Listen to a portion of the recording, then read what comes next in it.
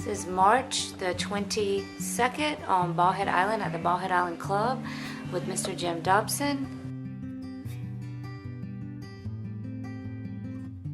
I played this course. I was an editor of golf for 20 years, and just before I went to Golf Magazine, when I finished college in 1975 in East Carolina, I came down here to play. A friend invited me. His parents had bought a house on the island.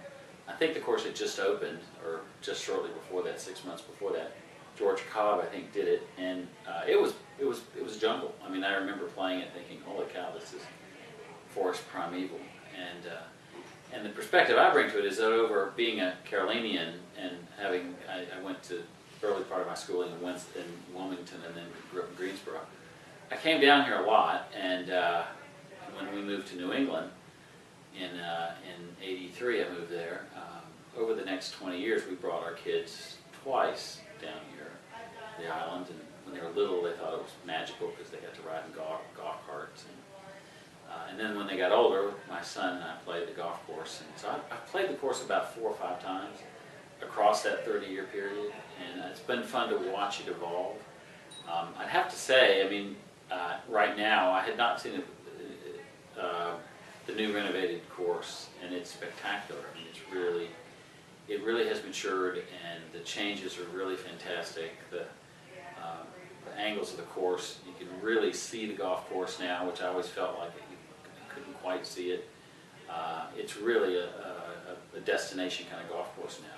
And the grasses, the condition of the greens, the size of the greens, it's really just an absolute a joy to play. And you came this weekend for a special reason. Yeah, I'm presently working on a new book. It's a book about the state of golf. As I say, I've written 10 books, and 6 were golf books, and the latest was a book called American Triumvirate, which was about Sam Snead, Byron Nelson, and Ben Hogan. It was the book of the year last year in the USGA. This is a different kind of book. It's a very personal book about what's happened to golf, and kind of for the last year between the U.S. Opens, meaning the Marion U.S. Open up in Pennsylvania, and the double one coming to Pinehurst in this summer, 2014. I've sort of taken off through the golf world to sort of take its pulse and write about the people of golf. I wrote a book brought a book out in 1996, 97 called Final Rounds. It was a huge surprise bestseller. And it's a very personal book about taking my dad back to England and Scotland, and I played with him here when he was dying of cancer. And that book was a big success and still sells very well. And people always said, "You got to write another one like that." Like, you can't do that kind of thing. So the new book is going to be called Unfinished Rounds, and it's about this year in golf.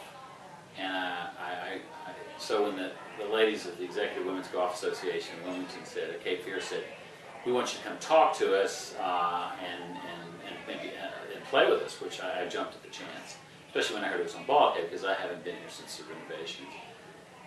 It was just a treat. They're really fun. I mean, I love playing golf with girls, as I like to say. It's just really fun. Women have they don't take it quite so seriously, although they will not give you a 2-foot putt. Most guys will give you the 2-foot putt, but these women do.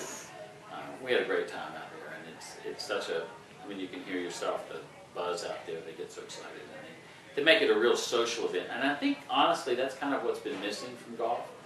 Golf in the 90s and 2000s, really the corporate game, it became so big and so expensive, and it kind of went beyond people. And I think golf is coming back to ordinary people as a game where you make good friends, you have a good afternoon, you have a lot of fun, you get something to eat, and you joke around and have a nice memory to take away from the experience. I think golf's coming back to that, and that's kind of the upside of the Great Recession, I think, which wiped out a lot of golf courses. But it's great to see this place is thriving and doing so well.